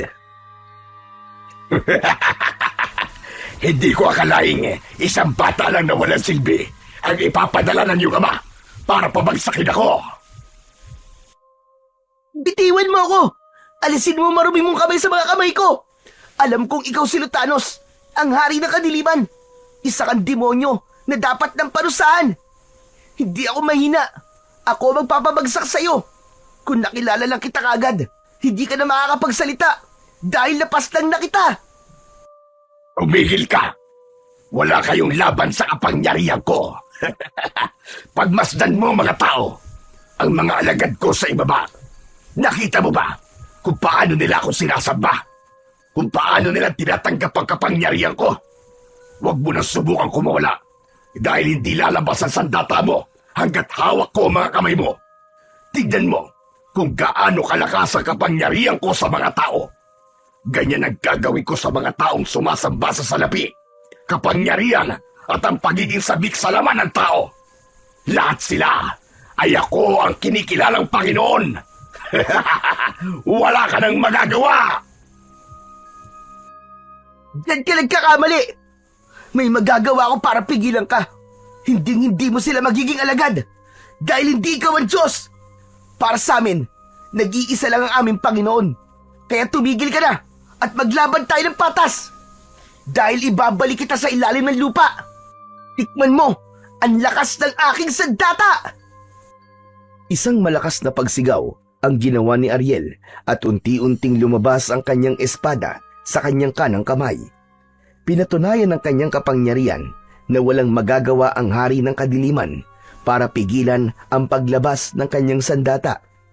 Napaso ang hari ng kadiliman na si Lutanos dahil sa epekto ng liwanag at bumagsak ito sa lupa kasama siya. Tumilapon ang kanyang katawan sa tabi ng ilog habang si Lutanos naman ay pasadsad na bumagsak sa lupa. Binalutan ito ng kulay itim na usok at biglang naglaho habang hawak ang tridente. Hindi niya inasahan na magkikita sila ni Lutanos kaya hindi siya nakapaghanda sa paghaharap nila. Ang hindi niya makalimutan ay ang mga taong nakita niya sa ibaba habang lumilipad sila at pinapanood ang mga nangyayari. Nakita niya sa kabilang baryo ang rayot, pasugalan, pambubugbog ng asawa at pagnanakaw ng mga kabataan sa mga tindahan. Nakita niya kung paano nananaig ang kasamaan sa mga tao, kasabay ng paglaho ng kanyang espada, ang pagbakas ng galit sa kanyang muka. Pumatak ang kanyang luha sa kanyang mga mata. Mukhang nahuli na siya ng dating para mapigilan ito sa paghahasik ng lagim. Kaya naman, hindi niya akalain na maaabutan siya ni Aling Sara sa ganung kalagayan, nakaluhod sa lupa habang umiiyak. Ariel, Diyos ko! Ano nangyayari sa iyong bata ka? Bakit ka umiiyak? Aling Sara. Bakit nga? May May nangyari ba sa'yo? Hindi na napigilan pa ni Ariel ang kanyang sarili. Napayakap siya rito ng mahigpit at malakas na napaiyak habang hinahaplos nito ng palad ang kanyang likuran. Tahan na. Umuwi na tayo. Mabuti na lamang at sinundan kita rito. Saka lang nawala ang luha sa kanyang mga mata at naglakad pabalik sa bahay. Kaya lang, hindi nila napansin na ibang daan na ang kanilang tinatahak. Pareho nilang hindi kabisado ang lugar, kaya hindi rin ito napansin na naliligaw na sila. Saglit silang tumigil sa paglalakad at inilinga ang paningin sa paligid. Muling lumabas ang espada sa kanyang kamay at kahit tirik ang araw ay naramdaman niyang parang may mali sa lugar na kanilang napuntahan. Biglang lumitaw ang liwanag sa kanyang tabi, ang kanyang amang gabay. Humanda ka, anak. Nakita nila si Sarah. Talasan mo ang pakiramdam mo. Huwag mong hahayaang makuha nila si Sarah. Hindi sumagot si Ariel. Sa halip ay mahigpit niyang hinawakan ng puluhan ng espada at humarang sa unahan ni Aling Sarah para proteksyonan ito laban sa mga nilalang na nagtatago sa likod ng mga puno. Maya-maya pa ay lumitaw ang mga ito sa kanilang harapan. 6 na malalaking usa na may kakaibang anyo. Ang malasangan nitong sungay ay merong matutulis na dulo, habang ang mapupulang mga mata ay nakatingin sa kanilang kinatatayuan. Idagdag pa ang pagtulo ng malalapot nitong laway sa bibig. Inihanda niya ang espada ng liwanag at itinutok sa mga ito. Biglang nagkulay itim ang balat ng mga usa at mabilis ang takbong sumugod sa kanila. Sinalubong niya ng espada ang unang usang sumugod sa kanya. Tinamaan ito sa leeg, kaya naman bumagsak ito sa damuhan. Patalon niyang itinarak ang talim ng kanyang sandata sa dibdib nito. Bumulwak ang kumukulong putik mula sa sugat nito hanggang sa malusaw ang katawan ng usa. Akma na sanang tatayo siya para harapin ang 5 pang natitirang kalaban. Bigla naman siyang tumilapon sa ere. Mabilis siyang bumangon at iwinasiwas niya ang kanyang espada sa ere. Muli siyang sinugod ng isa pang usa at binanggaan siya nito sa kanyang tiyan. Pasadsad siyang muling tumilapon at bumagsak sa lupa habang namimilipit sa sakit. Naitukod niya ang kanyang espada sa lupa. Ariel, mag-iingat ka! Huwag po kayo mag-alala, Aling Sarah. Dito lang po kayo sa likod ko. Anong klaseng nilalang ang mga yan, Ariel? Bakit ganyan ang kanilang mga itsura? Kalahi po sila ng mga impakto at kampon ng hari ng kadiliman na si Lutanos. Kahit na anong mangyari, ay wag na wag po kayong hiwalay sa likuran ko. Muling itinutok ni Ariel ang kanyang sandata sa 5 kulay itim na usa na nakatayo sa kanilang harapan. Ikinakaskas ng mga ito ang unahang paa habang papasugod sa kanila. Isa-isang lumukso ang mga ito para atakihin siya. Subalit mabilis siyang umikot sa ere at iwinasiwas ang kanyang espada. Naramdaman niya ang pagtama ng kanyang sandata sa leeg ng 5 usa. Inulit niya ang pag-ikot sa ere kaya tinamaan ng mga ito sa paa. Sabay-sabay na bumagsak ang mga ito sa lupa. Nilapitan niya isa-isa ang mga ito. Sakay tinarak ang talim ng espada sa mismong dibdib ng bawat isa. Nagmistulang mga putik ang mga natutunaw na katawan ng mga usa hanggang sa bumalik ang mga ito sa pagiging abo. Si Aling Sarah naman ay hindi makagalaw sa kinatatayuan habang pinapanood si Ariel sa ginagawa. Hinilinga niya ang kanyang paningin at hinila sa braso si Aling Sarah paalis sa lugar na yon. Nahihiwagahan na talaga ako sa pagkatao mo, Ariel. Parang hindi ka isang ordinaryong bata. Pagkatapos ng mga nakita ko, masasabi kong sanay na sanay ka sa pakikipaglaban. Sino ka ba talaga, Ariel? Hindi po itong tamang oras para sagutin ko po ang tanong niyo, Aling Sarah. Ang mahalaga po ay makabalik na po tayo sa bahay niyo bago pa sumapit ng tuluyan ng dilim. Ipinagpatuloy nila ang paglalakad hanggang sa nauwi sa pagtakbo. Humihingal silang binalikan ng daan kung saan sila nanggaling. Maya-maya pa ay narinig naman nila ang malakas na sigaw ni Mang Beloy kasama ang mga magulang nito. Sarah! Ariel! Nasaan na kayo? Ariel! Sarah! Nakalang nakahinga ng maluwag nang makita si Mang Beloy na butil-butil ang pawis sa noo dahil sa paghahanap sa kanila. Kasama nito ang mga magulang na bakas na rin ng pag-aalala sa muka. Matagal na raw sila sa gubat kaya nag-aalala na ang mga ito. Pambihira, saan ba kayo pumunta? Ang tagal nyo. Lalo ka na, Sarah. Ang sabi mo susunduin mo lang si Ariel. Pati ikaw hindi na rin nakabalik. Sandali lang. Bakit ang dumi ng damit mo, Ariel? Nahulog po kasi ako sa ilog kanina.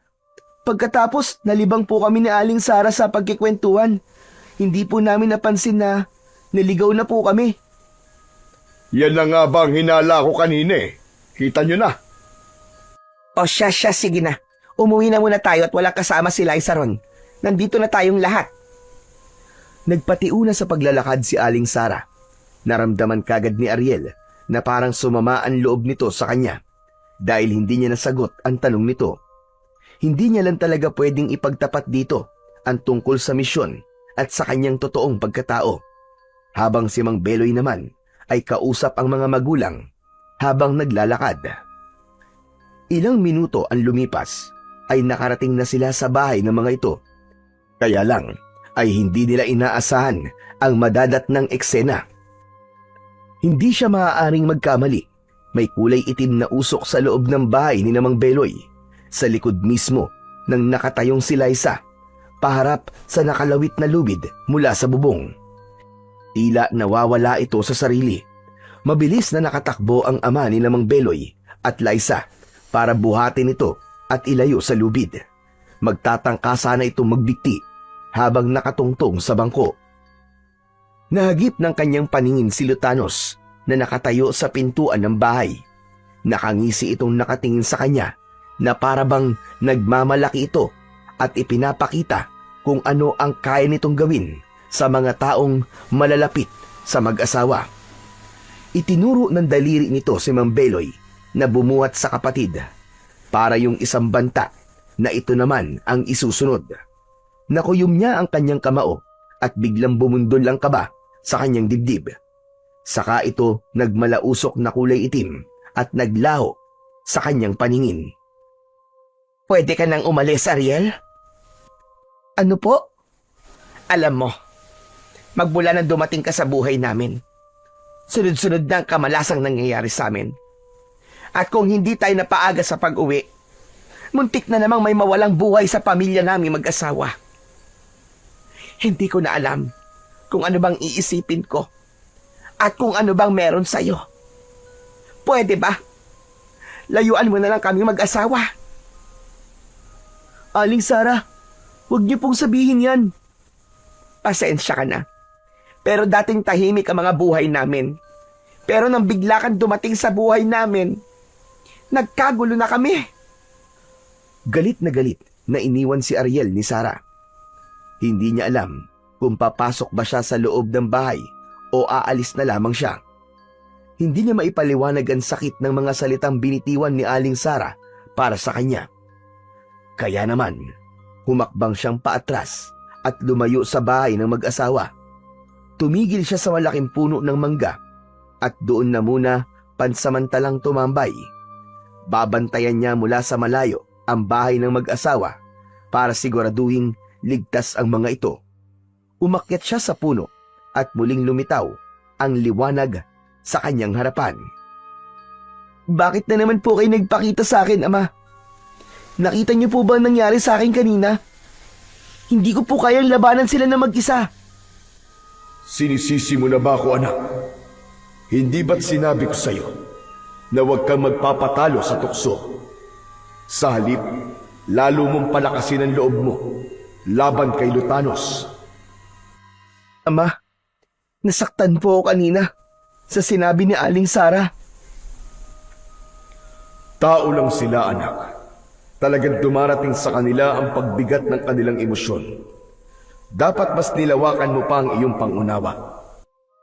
Mamayang gabi, isang malaking banta ng pagharap ang nararamdaman ko sa pagitan ninyong dalawa ni Lutanos at gagamitin niyang mag-asawa laban sa iyo para makuha niyang espada at mapabagsak ka. Malapit mo nang matupad ang misyon mo. Lalo pa at kasama niya ang kanyang mga alagad. Isang babala lang ang kaya kong ibigay sa iyo, anak. Dahil hindi ako maaaring makialam sa laban mo. Muling naglaho ang nakakasilaw na liwanag sa kanyang harapan. Kasunod, ang malalalim niyang pagbuntong hininga. Batid niya ang panganib, ngunit gusto niya nang makabalik kung saan siya nagmula. Kailangan niyang magtagumpay sa pakikipaglaban niya kay Lutanos at sa mga alagad nito. Muntik pa siyang mahulog sa sanga ng mangga nang biglang magsalita si Mang Beloy sa ibaba ng puno. Nakatingala ito sa kanya, kasama si Aling Sara. Ariel! Anong ginagawa mo dyan? Bumaba ka rito! Po, naghahanap po ako ng bunga ng mangga eh.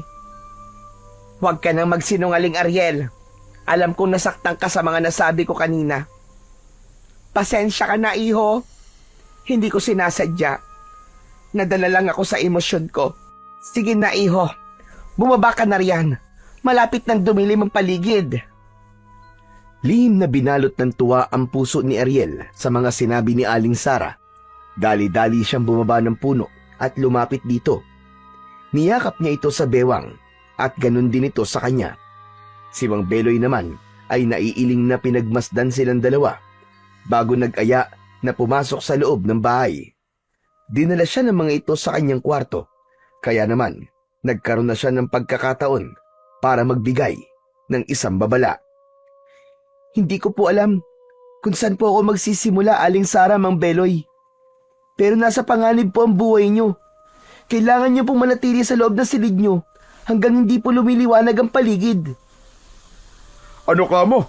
Bakit naman mga nganib ang mga buhay namin, Ariel? Tungkol ba to sa naikwento sa akin ni Sara na mga nangyayari sa'yo? Ipinagtapat ko na kay Beloy ang mga napapansin ko sa'yo, Ariel.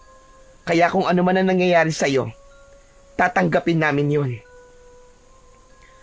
Isa lamang po akong manunugis ng masasamang elemento na nanggugulo sa mga tao. Totoo pong wala akong maalala sa nakaraan ko. Ngunit ang dati ko pong gawain ang siyang naalala ng aking katawan. Kaya mahusay po ako sa pakikipaglaban. Yun lang po natira sa alaala ko. Hindi ko po alam kung ano po ang nangyari sa akin at nagkaganito ako. Pero alam ko po na may parating na panganib sa lugar na ito. Kahit ngayon lang po, makinig naman po kayo sa akin. O sige, sa pagkakataong ito ay magtitiwala kami sa'yo. Pero gusto kong mangako ka na mag-iingat ka. Opo, kayo na po sanang bahalang magpaliwanag sa mga magulang niyo at kapatid. Hindi po ako aalis hanggat hindi ko po nasisigurado ang kaligtasan niyo. Pagkatapos po nito, ay magpapaalam na rin po ako sa inyo. Inutusan ni Ariel na suubin o tawasin ang buong bahay ni Mang Beloy upang mabalutan ng proteksyon ang buong paligid laban sa alagad ni Lutanos. Nang maihanda ni Ariel ang kanyang sarili, ganun din ang kaligtasan ng mag-asawa at pamilya nito, ay lumabas siya ng bahay. Talabas mismo ng bakuran siya naghintay habang binabayo ng kaba ang kanyang dibdib. Ay panay ang kanyang dasal na sana ay gabayan at proteksyonan din siya ng kanyang ama. Gustong gusto niya nang matapos ang misyon dahil gusto niya nang makabalik sa kanyang pinagmulan. Kaya lang, sa pag-aabang niya sa labas ay nagulat siya sa paghinto ng sasakyan na van sa tapat niya at sapilitan siya nitong ipinasok sa loob ng sasakyan. Napansin niyang maiitim ang mga mata nito, kaya alam niyang nasa ilalim ito ng panghihipnotismo ni Lutanos. Nagpumiglas siya at kagad na pinalabas ang kanyang espada sa kanyang mga kamay. Lumitaw ang liwanag sa talim nito, kaya naman natigilan ng mga ito at mabilis na bumaba ng sasakyan dahil sa labis na takot. Nagulat na lamang siya sa biglang pagsulpot ni Mang Beloy sa labas ng sasakyan. May dala itong 2x2 at galit na galit sa 4 na lalaking sumubok na kidnapin siya. Ang mga walang hiya! Bumalik pa talaga kayo pagkatapos ng dukutin at patayin ang anak ko! Kilala ko kayo! Kayo ang kumuha sa anak ko! Maging si Aling Sara ay napalabas na din ng bahay nang makilala ang plaka ng van. Umiiyak itong dumampot ng bato at pinaulanan ng bato ang 4 na lalaking hindi makagalaw sa kinatatayuan. Ngunit iba ang kutob ni Ariel sa nangyayari. Parang sinadya na dalhin sa tapat ng bahay ang van para palabasin ang mag-asawa. Biglang kinabahan si Ariel nang maisip na parang nahulog sila sa patibong. Lalo pa at hindi umaalis ang mga lalaki na nakatingin lang sa kanila. Parang wala ang mga ito sa sarili. Mga walang hiya kayo! Kampon ng kadiliman! Mga hayop! Pinatay niyo ang anak ko! Hindi pa man natatapos ang pagsasalita ni Aling Sara, ay bigla nang nagbago ang anyo ng 4 na lalaki. Nagmuka ang mga ito na halimaw, nakamuka ng isang dyablo. Mahahaba ang mga sungay nito at kulay itim ang balat na merong naaagnas na katawan na halos kita na ang buto sa loob. Sakalang gumalaw ang mga ito at nilapitan ng mag-asawa. Kaagad na kumilos si Ariel gamit ang kanyang sandata. Bitiwan niyo sila! Ako ang harapin niyo, mga impakto! Sumerko sa ere si Ariel at pagbagsak sa lupa ay sakto sa nilalang na may hawak sa leeg ni Aling Sara. Inilusot niya ang kanyang talim ng sandata sa sikmura ng halimaw at lumabas ang malakas na liwanag sa talim. Mula sa sugat nito ay bumulwak ang kulay itim nitong dugo. Naging malapot na putik yon na may usok pang kasama. Dahil sa sakit ay umungol ang nilalang habang garalgal ang boses. Lumabas sa ilong, tenga, bibig at mata nito ang putik hanggang sa bumagsak ito sa lupa at naging abo. Aling Sara, pumasok na po kayo sa loob ng bahay at kahit na ano po mangyari, ay wag na po ulit kayong lalabas. Marami po sila at kayong dalawa talaga ni Mang Beloy ang sadya nila. Gagamitin nila kayo at gagawin kasapi nila. Si Beloy, hawak siya ng 3 lalaki. Ako na po ang bahala sa kanila. Sige na po, pumasok na po kayo sa bahay. Hindi na hinintay ni Ariel ang iba pang sasabihin ni Aling Sara. Mabilis siyang tumakbo, papasugod sa mga kalalakihang may tangay kay Mang Beloy, papunta sa kakahuyan. Sinundan niya ito at iniligtas si Mang Beloy. Sinigurado na muna niyang nakapasok na sa bahay si Aling Sara bago niya pinalabas ang malakidlat na liwanag ng kanyang espada. Subalit biglang kumulog. Kumidlat ang langit, kasabay ng pagbagsak ng kulay itim na ibon. Ngunit sa pagtayo nito ay naging isang nakakatakot na nilalang na may kulay pulang balat. Kumislap ang hawak nitong sandata na may 3 talim sa dulo. Yun ang sandata ni Lutanos, ang tridente. Lumabas ang kulay itim na usok mula sa sandata at bigla siya nitong inatake ng kulay itim na usok. Tumama sa kanyang sikmura ang malakas na usok mula sa tridente. Parang may matulis na bagay na bumaon sa kanyang laman. Muntik niyang mabitiwan ang kanyang espada at pasadsad sa lupa siyang bumagsak habang namimilipit sa sakit. Kitang-kita niya ang bakas ng pag-aalala sa mukha ni Mang Beloy habang takot na nakatingin sa kanya at sakal ng halimaw na may hawak dito. Sinasabi ko na, wala kang silbing sugo ng iyong ama. Kailanman ay hindi ko hahayaang matalo ko ng isang batang walang silbi. Nagkakamali ka, Lutanos. Patutunayan ko sa'yo na hindi ako mahina. Nasa panig ako ng kabutihan na siyang pupuksa sa iyong kasamaan. Uubusin ko mga kampon mo at magkakasama ko kayong ibabalik sa tunay niyong mundo, sa impyerno. Kalokohan! Hindi ka mananalo sa akin, bata! Nakita mo ba ang lalaking ito? Pagmasdan mo kung ano ang gagawin ko sa kanya! Parang mababaliw si Ariel sa pag-aalala nang makita niyang nilapitan nito ang biyag na si Mang Beloy. Parang hindi na siya humihinga ng mga oras na yon. Ni ayaw gumana ng kanyang isip at sa pagkakataong yon ay sinubukan niyang tawagin ng kanyang ama para humingi ng tulong.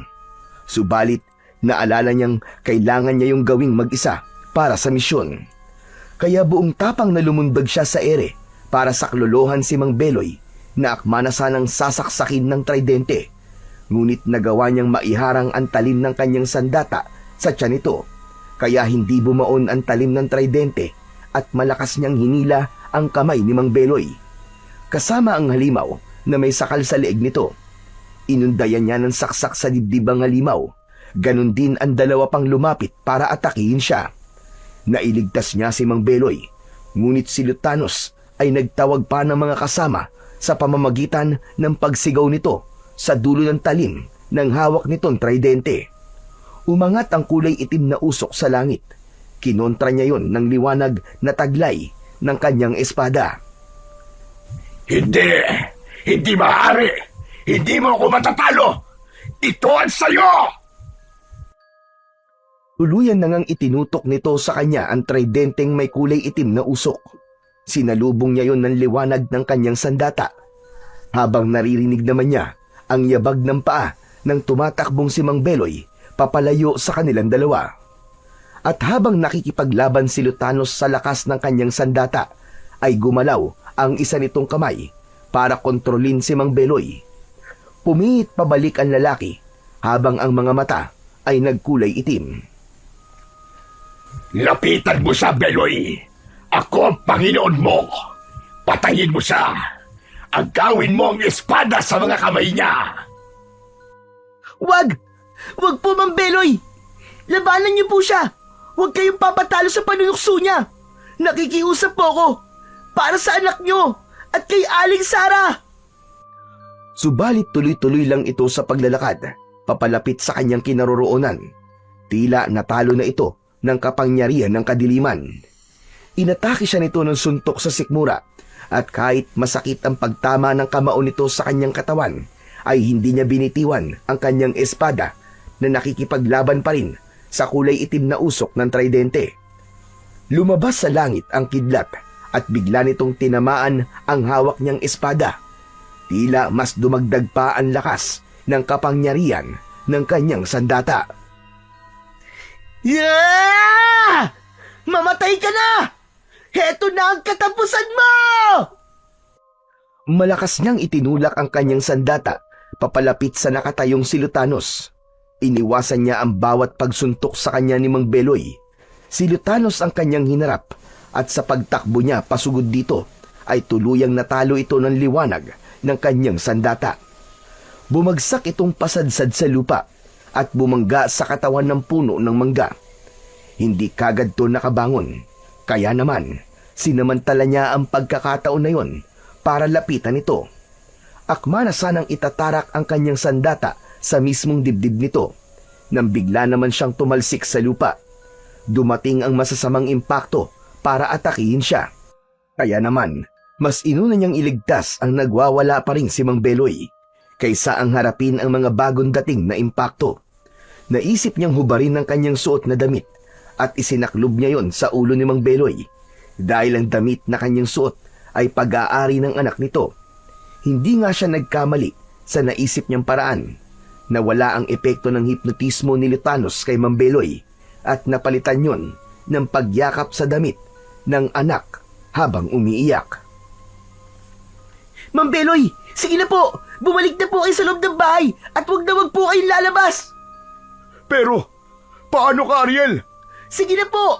Kaya ko na po ito! Ulang na lang ay hilahin niya ito papasok sa loob ng bahay. Muling binalingan ni Ariel ang mga kalaban na mukhang asong halimaw. May mga pakpak itong lumilipad at iniikutan ang nakatayong si Lutanos. Bakas sa mukha nito ang panghihina ng katawan. Habol ang hininga na masamang nakatingin sa kanya.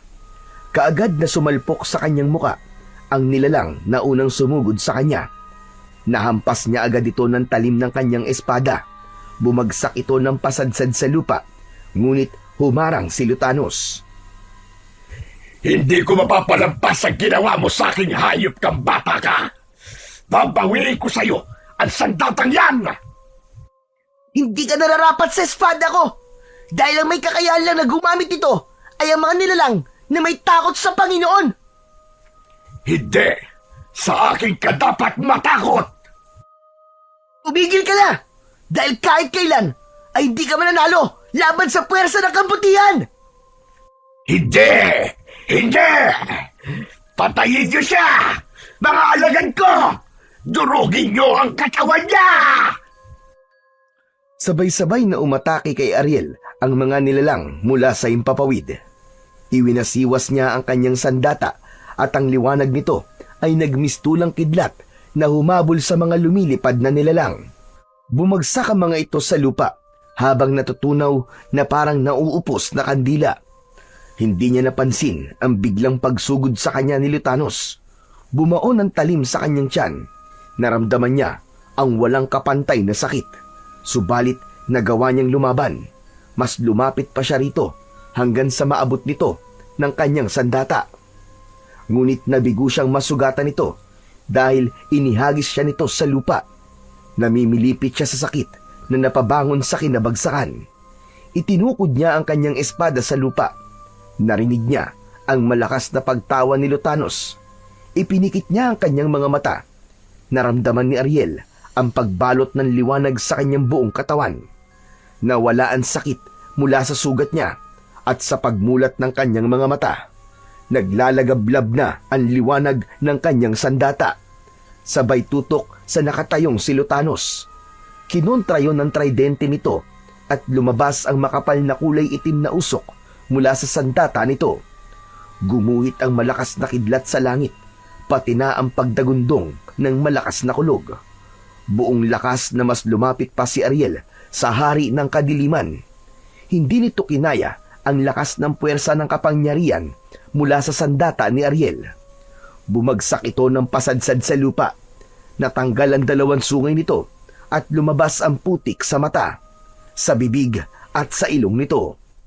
Mabilis siyang lumuhod sa tiyan nito at itinarak ang talim ng kanyang espada sa mismong dibdib nito. Tuluyan na nga itong natalo ng epekto ng kanyang espada ng liwanag. Hindi! Hindi! Binalot ng malakas na liwanag ang buong katawan ng nakahandusay na si Lutanos. Tuluyan na itong nilamon ng liwanag mula sa kanyang sandata.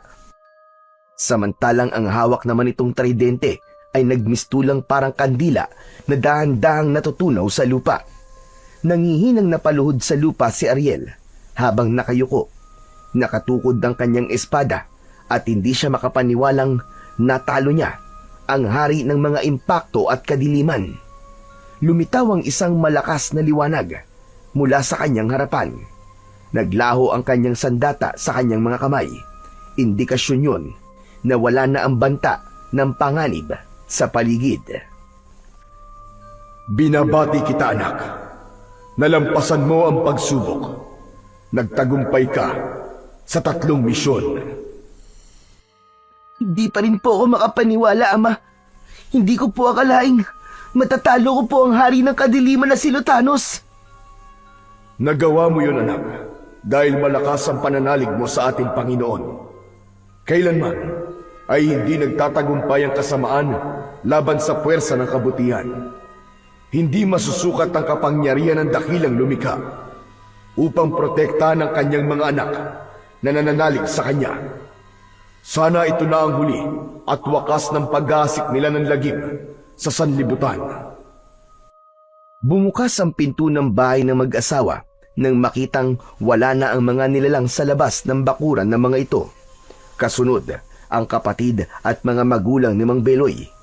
Naluluwa ang dalawa na tumakbo sa kanyang kinaroroonan. Niyakap siya nito ng mahigpit. Diyos ko! Ang akala namin ay kung ano nang nangyari sa iyo, Ariel. Takot na takot kami habang pinapanood ka namin makipaglaban sa hari ng kadiliman. Lalo na nang mawala sa sarili si Beloy at iniligtas mo siya sa pamamagitan ng damit ng aming anak. Lalo na nang makita naming nasaksak ka ng tridente, Ariel. Paniguradong may sugat ka sa tiyan. Halika, gamutin natin ang sugat mo. Iniharap siya ni Mang Beloy para sana ay suriin ang kanyang sugat sa tiyan. Subalit napaawang ang bibig nito nang makitang walang marka ng talim ng tridente sa kanyang laman. Aminado siyang nagkaroon siya ng kasalanan dahil kailangan niyang magsinungaling para sa kanyang misyon. At yun na ang tamang pagkakataon para ipagtapat sa mga ito kung sino nga ba siyang talaga. Mula sa harap ng pamilya ni Mang Beloy at Aling Sara, biglang lumiwanag ang kanyang buong katawan. Kitang-kita niya ang paglabas ng kulay puti niyang pakpak sa likod. Bumalik na ang lahat ng kanyang alaala, pati na ang naging pangako niya sa kanyang kaibigan. Kaya pala ang mag-asawa ang kanyang binantayan laban sa kasamaan, ay isa pala itong mahalagang kahilingan mula sa anak mismo ni na Aling Sara at Mang Beloy na si Nilo. Hindi siya makapaniwala nang maalala na niya ang nakaraan, pati na ang kanyang pamilya at pinagmulan. Kusa kong tinanggal ang bahagi ng alaala mo kay Nilo upang malaman mo kung ano ang kahalagahan ng magulang sa isang anak. Hanggang sa huli ay ipinakita ni Nilo kung gaano niya kamahal ang kanyang mga magulang. Iparating mo sa kanila ang mensahe ni Nilo. Aling Sara, Mang Beloy, marami pong salamat sa tulong nyo. Isa po akong anghel na anak ni Arkanghel San Miguel. Ipinadala niya po ako sa inyo para tuparin ang kahilingan ng inyong anak na si Nilo. Siya ang nawawala kong alaala. Upang malaman ko ang kahalagahan ng magulang sa pamilya at kung paano kayo naging mabuting tao sa inyong kapwa. Bilang pasasalamat ay ipaparating ko po sa inyo ang huling mensahe ng inyong anak. Diyos ko, maraming salamat. Maraming salamat para sa mensahe ng aking anak, Ariel. Pinapasabi po niya na palagi niya po kayong binabantayan. Mahal na mahal niya po kayo. At ituloy niyo raw po ang buhay niyo kahit siya ay wala na. Palagi kayong maging mabuting tao at manatiling malapit sa Panginoon. Oo, Ariel, makakaasa siya na tutuparin namin ang kahilingan niya. Mahal na mahal namin siya. Pakisabi sa anak namin na mananatili siya sa puso ko. Napuno ng luha ang pisngi ng mag-asawa at mahigpit na nagyakap. Ang iba naman na nakakita sa pagkakaroon niya ng pakpak ay kasamang nabura sa alaala ng mga ito. Tanging sina Aling Sara at Mang Beloy lang ang makakaalala kay Ariel. Umangat ang kanyang mga paa sa lupa at kasama ng liwanag ni Arkanghel San Miguel, sumama siya sa hangin hanggang sa tuluyan ng nawala sa kanyang paningin ang mag-asawa.